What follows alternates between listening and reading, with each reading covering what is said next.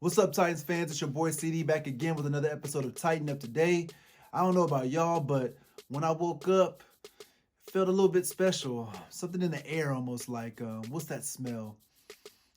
3-0. Yeah, that's what it is. Smells a little bit like undefeated in the air. I like it. It smells good, and it definitely looks good on you, Tennessee Titans, and that Titan blue. Now, today's show, I'll bring you guys a quick recap on the more details and the statistics of what broke down in the game between us and the Vikings as we stole it in Minnesota US Bank Stadium 31-30 with the last second, well, we won't call it a last second, but a fourth quarter drive ending with a Gostkowski field goal to win the game, sealing the deal with his sixth field goal of the game. But we'll talk about that. We'll also go and break down the standings for the AFC as well as our AFC South division rivals and what it looks like now that the week 3 has now come to a conclusion. We'll close that book and then we'll start to move on to week 4, but no need to delay. Let's get right down to it.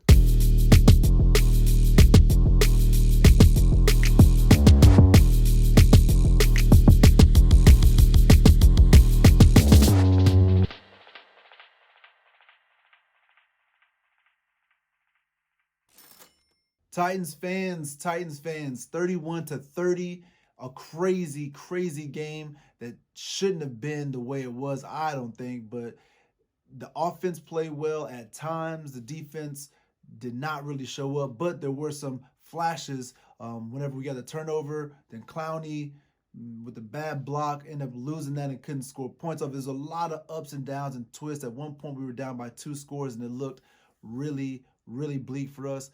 But we found a way to put it all together, put a couple drives back to back together, and put up points. Touchdowns finally went on the board, and then we had to end it with 2 more field goal drives, but we'll discuss that a little bit later. I want to break down the Minnesota Vikings. As I told you guys in the preview, the offense was stagnant leading up to us in the week 3 matchup. The defense was miserable leading up to the week 3 matchup against us. Somehow, they got it together and they came to play us and put all those pieces together. Or we just completely crumbled all over again. Their passing attack was almost dead last in all categories. But yet, Kirk Cousins, I wouldn't say he had a great game, but he had a better game than what he's had throughout the season thus far. He had 16 completions on 27 attempts with a 59.3% completion percentage. Not great. You're looking definitely above 60% to be in the NFL just in general. So I would say he didn't have a great game. Justin Jefferson did make him look good, but we'll get into his statistics here in a second. 250 yards, 251 yards to be precise, and that's a 9.3 yards per attempt. So he was bombing it out. It did help that about, 25% of his yardage was on one play. But he had 3 touchdowns, 2 interceptions. One of them you can almost say it was a Hail Mary at the end. It really wasn't a bad decision. You just had to throw it up there. But the one interception was a pick 6. It should have been a pick 6 that ended up getting called back for the bad block on Jadeveon Clowney.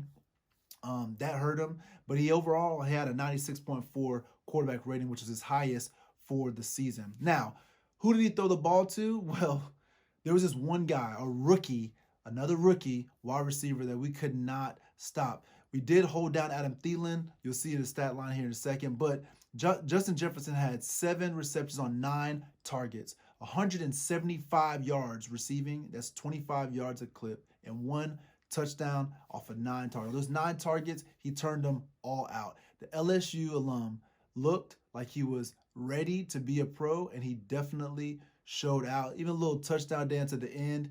It all didn't matter because we got the win, but he went up against Malcolm. He beat Malcolm. He went on the other side against Jonathan Joseph. He beat him.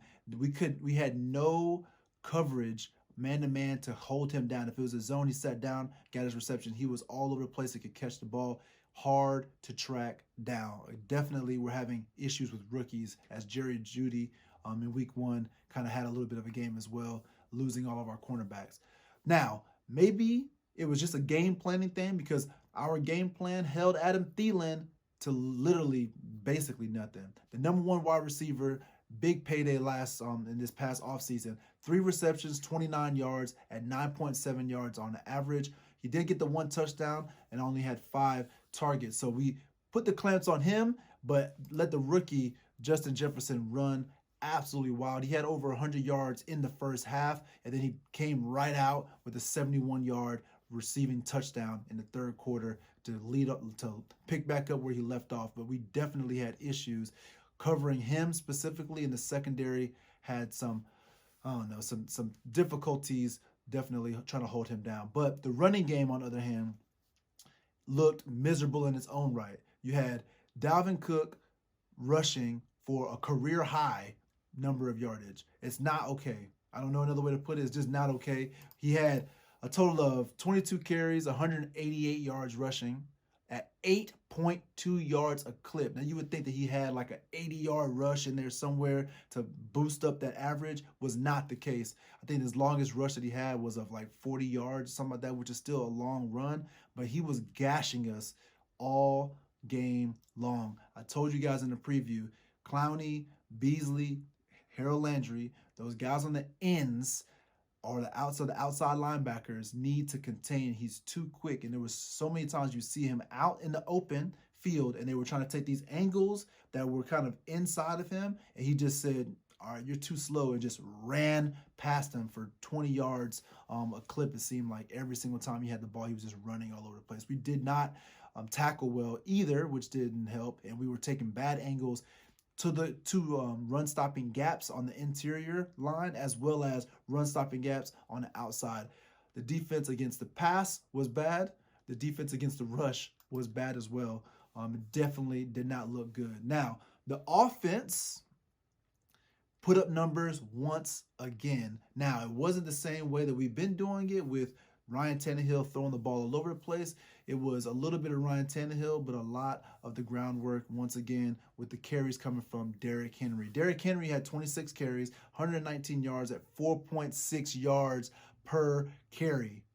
4.6 yards per carry thus far this season is a whole yard per carry better than his best game this season. So that's good. Definitely some progression. I think that most of his yardage came in the last two drives. It seemed like the last three drives of the game when we finally had broke down that defense, and he was just hitting them 5, 8, 10 yards at a time, eating up yardage on the ground. He did have those 2 touchdowns on goal line stands. He did very, very well in the game. Pushing on, Darrington Evans, the rookie running back. He got in. He finally got some play time. He was in. Didn't catch any passes that I thought he would be more shifty on the outside. He did have 3 rushes, 9 yards at a 3-yard average. Another running back, actually our quarterback, was Ryan Tannehill. He was 3rd in yardage. He had 9 yards, or I guess he was tied for 2nd with 9 yards off of 4 carries. That's 2.3 yards per carry.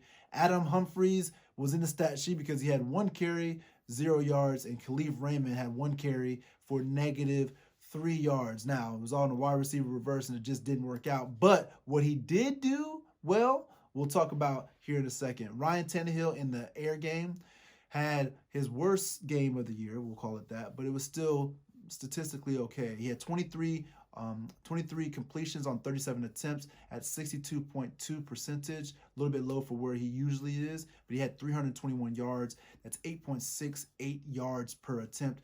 0 touchdowns, which is the first time in 7 games that he hasn't had a touchdown. And actually, those last 6 games, he's actually had 2 touchdowns in all of those 6 games. So him kind of going ghost was a little bit weird. Now, obviously, I wasn't including the playoffs, but those are regular season games.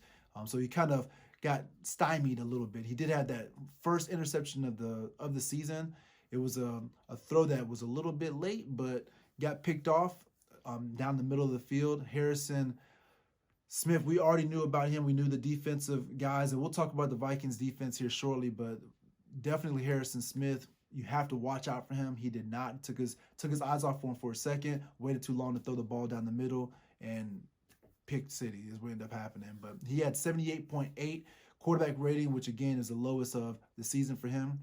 Now, our number 1 wide receiver in yardage was not our number 1 wide receiver once again. And it wasn't our tight end, Jonnu Smith. It was Khalif Khalif Raymond out of the gate had a long bomb of 60 plus yards on the left side, and then later on had another long bomb of, I believe it was like 40 or 50 yards in the middle of the field. He ended up with 3 receptions, 118 yards. That's 39.3 yards on average. No touchdowns, and I still will debate that touchdown that Derrick Henry got in the fourth quarter late in the game, that Raymond stretched out and got the ball. It looked like he rolled over the cornerback and should have been a touchdown. He definitely deserved a touchdown on this game, but he caught all 3 of his targets and made big yardage out of it. Took the top off the defense, just like what we need. A.J. Brown will be back soon. When we get all these weapons on the field, it's going to be a problem. Next up, Corey Davis had 5 receptions, 69 yards, 13.8 yard average. He did have a touchdown on 6. Actually, no, he didn't have a touchdown, but he had 6 targets. He caught all of his targets, all but one of his targets. Jonnu Smith, the tight end, had a ball in the last part of the game. He was wide open in the middle of the field, and Tannehill just kept pounding them, just giving them the ball right down the middle of the field. Tannehill's arm is strong. Jonnu's hands are stronger. 5 catches on 8 targets, 61 yards, 12.2 yards per catch. So Adam Humphries, 4 receptions. He seemed to be a lot of first downs and all over the field for the most part, where we want him to be at. He had 7 targets, 41 yards, and that's 10.3 yards per catch. No touchdowns again in the receiving game. Obviously, Michael Pruitt, 2 receptions, 16 yards on his 2 targets. And there's more. Derrick Henry, 2 catches for 11 yards. And I have a question. Why on that third down, did we have Derrick Henry lined up way out wide left? Derrick Henry now, wide left. And we threw a slant pattern to him, and he looked like he had rock hands trying to jump up and catch the ball. It was such a bad play call. I don't understand. Maybe it was what we're trying to trick him. He was on Eric Hendricks, one of the better cover linebackers in the game. If you want to run a route with a running back, maybe we put Darrington Evans out there. Maybe we put, I don't know, Nichols out there. We put McNichols out there. We put someone that's got a little bit quicker feet that can get open on a route to make that catch, but that ended up forcing us to punt the ball away. Didn't end up hurting us in the end, but it was one of those momentum drives that just stalled, and that was it. But anyways, 2 catches, 11 yards on his 3 targets. Jeremy McNichols had 1 catch for 5 yards, averaging obviously the 5 yards on 1 target. Ryan Tannehill comes in on the stat sheet with 1 reception, 0 yards, and you can call it a target because I doubt that he was targeting himself, but the wide receiver from Texas A&M turned quarterback, had a flashback, caught a pass, and went nowhere. But anyways, all in all, a good day for our offense. Now, the Vikings defense, as I told you, there were 3 key people to worry about. Number 1 was Eric Hendricks. Eric Hendricks is one of the leading tacklers in the NFL. He did exactly what he normally does. 10 tackles, 6 solos, and 1 pass defended. That 1 pass defended happened to be the one with Derrick Henry going across the middle of the field trying to catch the ball on a crucial 3rd down. Now, the secondary, again, number 22, Harrison Smith. We knew what he was capable of. He is one of the better safeties in the game. Tannehill took his eyes off of him. His stat line looks like this: 9 tackles, 6 solos, 1 tackle for a loss, 1 quarterback hit, and an interception literally on the 2-yard line as we're going to score. We cannot have turnovers like that. Again, big turnover at that moment in time. We kept going. A lot of mistakes that we were making as an offense, as a team on defense, and yet we still pulled it off, man. Still pulled it off. The last guy on their defense that I discussed with you guys, Yannick Ngakoue, the old school Jacksonville Jaguars, played us a ton for most of his career. Now with the Minnesota Vikings, 2 tackles, 2 solos, 2 tackles for a loss, 1 quarterback hit, and a sack. The guy was all over the place. Their 3 guys were all over the place, but defensively speaking, they could not hold us as we put up 31 points. Most of them field goals, and that bend but don't break defense that I told you that they had worked for the most part. And they had a lot of bend, but they did not break, and it caused us to have to kick 6 field goals. Now, our defense, Jonathan Joseph was the stud of the game. Now, his stat line looks good, and it could have been better, and I'm going to keep talking about that and pound it in to Jadeveon Clowney's head. Bad block, and it almost cost us the game. But Jonathan Joseph's stats: his 7 tackles, 7 solos, 1 tackle for a loss, 1 pass deflection, 1 interception that I will give you as a pick six because it was an easy walk-in touchdown. But the referees threw the flag, rightfully so, and they called it back. Now our linebacking core: Jayon Brown, number 55, had 7 tackles, 6 solos, 1 pass deflection, and a quarterback hit. Rookie cornerback Christian Fulton finds our stat line once again: 2 tackles, 2 solos, 1 tackle for a loss, and the man looked like, with wearing that number 26, as a Titans fan, especially after last year, every time I see him, he reminds me of Logan Ryan. Logan Ryan no longer with the team. He's gone now. But with wearing that 26, when he came in, working the slot, manned up on the slot receiver, and then boop, snap, he wheels in and goes right to the quarterback to get that sack. That 1 quarterback hit, 1 sack. He looked just like Logan Ryan. The rookie is starting to fit in. I can see him taking that same spot as Logan Ryan and being blitzing off the corner and just being aggressive. He's already got a sack and an interception in 3 games. Keep up the good work, young man. All right, now speaking of another young man, Jeffrey Simmons. The reason why we let Jarrell Casey go has definitely rewarded us. And 5 tackles, 4 solos, 2 quarterback hits, a tackle for a loss, and a sack says just that. One of those quarterback hits, we have to end up calling it a penalty. Watching the game for the 3rd time now, it was definitely not a penalty as he hit him in the shoulder, leaning over the 2 guys that he pushed back, hit him in the shoulder, almost knocked him back or knocked him down, and almost deflected the pass, but definitely not a penalty. Definitely not a penalty, even though they called it. Jadeveon Clowney, again, we love you. Welcome to the squad. 2 tackles, 1 solo, 2 quarterback hits, 1 tackle for a loss, and a pass deflection. A pass defended, but also a touchdown takeaway penalty as well. So Jonathan Joseph, show him some love, but he's got to do better. We got to do better right now. And I saw the aggressiveness. The defense looked like a totally different defense that last drive when we were like, hey, just FYI, they're going to be passing the rest of the game. Everybody was rushing at the quarterback. They literally went back 16 yards. They never moved forward at all. And we ended up with an Amani Hooker interception to close out the game. But I would say, out of all the crap that went through in this game, offensively, we looked good at times. Defensively, there was very small flashes. But for the most part, we were just hemorrhaging yards, touchdowns, and scores. The man of the game, no doubt, Stephen Gostkowski. And I say it with me now: 39, 31, 30, 51, 54, and a game-winning 55-yard field goal. He was by far the best player that we had playing on Sunday. And the game-winning field goal that gives us 3-0, put us at 31-30, clutch time. And still, for whatever reason, we still felt a little bit nervous, but I feel no nerves at all. And I will take him lining up to kick any field goal. I'd say he can kick a 60-yarder, and I wouldn't even think twice about it or bat an eye. Everything that he kicked was down the middle. There was no doubt about it. Now, those are all individual stats. As I said before, it's all about the team. The team statistics go like this. The Minnesota Vikings 3rd down conversion percentage, they were 4 for 10 at 40%. Man, you'd like to be at least over 50% as a team. That way you're staying on the field. Their 4th down conversion attempt was the one that was an interception. They were 0 for 1, obviously 0%. Their total amount of plays, they had 62 plays. Total yards as a team, 464. Red zone attempts, they had 2 touchdowns and their 2 red zone attempts at 100%.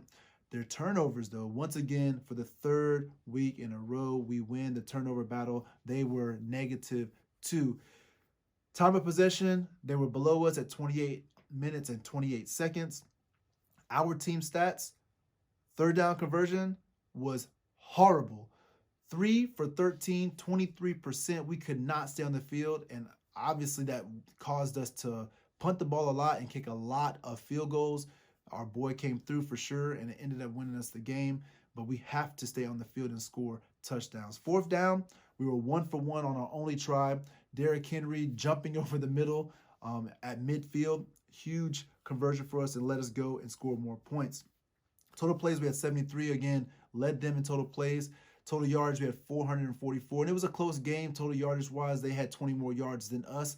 But again, the score said 31-30. The yardage was 464 to 444. Naturally, you would think it would be a close game. Our red zone, though, 50% at 244. Turnovers, though, +2. And the time of possession, we had 31 minutes and 32 seconds. We did very well. Now that we wrapped up this, and we can move on knowing that week 3 was a win, which is always good, great, everything we need from week to week. But what about the rest of the conference? What about the rest of the NFL? And more specifically, what about our division in the AFC South? As you can see here in the AFC, the Tennessee Titans are 3-0, one of only 4 undefeated teams in the AFC. As the Ravens went down to the Kansas City Chiefs, they fall just a little bit, and they now have to climb back up if they want to contend for that number 1 overall seed in the AFC. And with the AFC South, it looks like this. Tennessee Titans are 3-0, 1-0 in the division. Colts are 2-1, and they are 0-1 in the division, while the Jags are 1-2, losing their second game in a row. On Thursday night, they lost their game. They're 1-1 in the division. The Texans, wow, the Texans are 0-3. They have not played a divisional game yet, but they are hurting. I have to just say it. Let's just put it right out there. In the NFL, they are the worst case scenario when it comes to matchups. Post-COVID, no preseason. They've started off Kansas City Chiefs, Baltimore Ravens, and then the Pittsburgh Steelers, who have all their weapons back. They go down bad, 21-28 to the Steelers last week. They have the Vikings this week. The Vikings, as we just played them, they're not bad. They've had some bad games, but they're a team that can put some points up and as well as play some defense from time to time. We'll see how this game shakes out, but you're looking at the Vikings, who were 10-6 last year, and the Houston Texans, who won the division last year, are both 0-3, and one of these two teams will leave 0-4 at the end of this game. That's absolutely mad. You can see here week 5, week 6, and week 7. That's a couple division games in there, and then they have the Packers that they have to play at home, and then they wait for that bye that comes up in week 8. Now moving on to the Jacksonville Jaguars. The Jags, as you can see, have had a tough road. They started off good to start with the upset over the Colts, which has definitely helped out our division, but losing a tight one to us, 33-30, and then now losing a surprising game at home on Thursday night to the Dolphins, 31-13.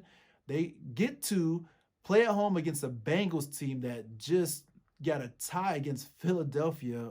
That's mad to have a tie. I still don't know how the NFL can even do that, but they had plenty of opportunities in overtime. They could not win the game against Philly, but they're going to go against a Jags team that is not bad, but the Jags going against a Bengals team that is really bad statistically.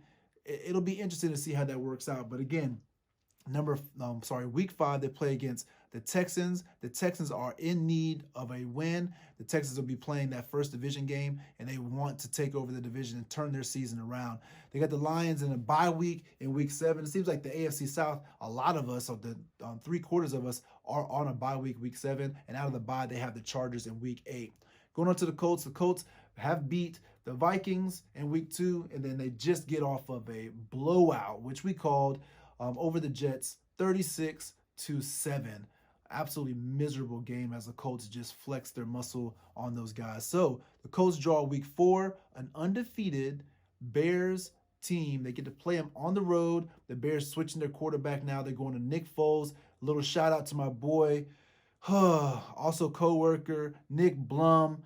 Huge Bears fan. Congratulations on being undefeated thus far. I did say you guys are pretenders. I think that this is the game that you have the opportunity to prove to the world that you really have a shot at winning the NFC North and possibly even making a run to the Super Bowl later on. I personally don't think that's going to happen, big picture, but I have a feeling that they might pull this one off. I got a feeling they might pull it off. Anyways, the Colts play the Bears on the road, then the Browns on the road, Bengals, then they get that week 7 bye, like I said, to fix up with the Lions on the road again. That's 3 road games out of the next 4 games for the Colts. A tough stretch. Now for our Titans, as you know, undefeated 3-0 definitely feels good, but we have played against 3 teams and their combined record has 1 win, and that's the Jacksonville Jaguars. So before we start flexing our muscle, I think we might need to start being a little bit more humble and let's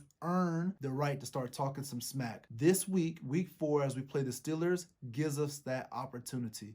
We're playing at home. We have the squad ready to go. We need to tighten up this defense, keep the offense ticking, win this game, and then when we're 4-0, finishing the first quarter of the season and beating the Steelers, who are undefeated right now, that puts us in a situation where we can now flex our muscle and say, hey, look, we told you so. After them, we got a Bills team that is also undefeated, that almost lost to the Rams in a tough game. It was a really tough game, but they found a way to pull it out against the Rams at home. Then we follow that up with the Texans, who, regardless what that record says, the Houston Texans are a good team and at 0-3 right now and possibly could be 0-4 after week 4. Whenever we see them in week 6, they will definitely be in emergency mode.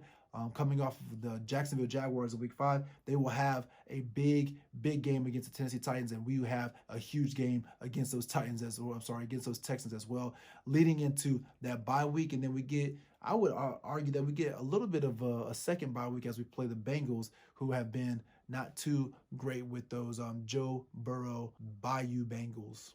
All right, so that's it. It closes the book on Tennessee Titans traveling to the Minnesota Vikings to beat those boys 31-30 in a barn burner, a shootout game that ended up coming down to a 55-yard field goal by Stephen Gostkowski, the legendary Stephen Gostkowski. And that's it. The NFL Week 3 is done, and now we open up NFL Week 4. Pittsburgh Steelers traveling to Nissan Stadium to play our undefeated 3-0 Tennessee Titans. They're undefeated themselves. So you got 2 undefeated teams in the AFC clashing for their place at the top of the AFC, looking for that number 1 seed early in the NFL season. But I'll bring you the preview on that coming up on Wednesday. I'd love for you to join me. I love that you joined me today. And if you like this episode or any other episode in the past, click the like button. If you haven't subscribed, you're definitely wrong. Subscribe to this channel. Hit the notifications bell. Get yourself notified whenever I upload the preview and any other episodes coming on in the future. But again, before you leave, I have a question for you. Why tighten up tomorrow when you can tighten up today?